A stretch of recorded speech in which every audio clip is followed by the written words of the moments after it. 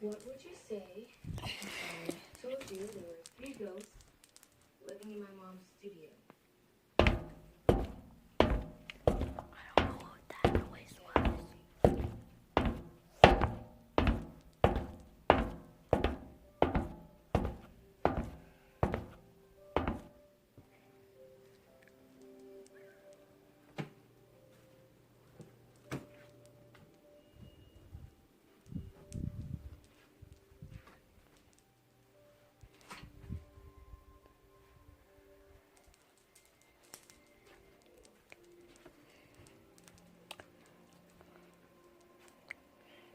I'm just gonna go back to sleep then if there's nothing there.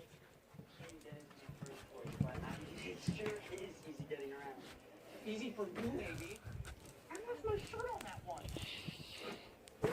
Never mind. There it is. That was so weird. Dude, why'd you stop? Did you lose a hug? Well, What is that noise? There's the noise again. I think you proved us out because you can't handle when other people cry. I should know. I cried in a room for 25 years and I didn't get a single hug from either of you. What happened? Don't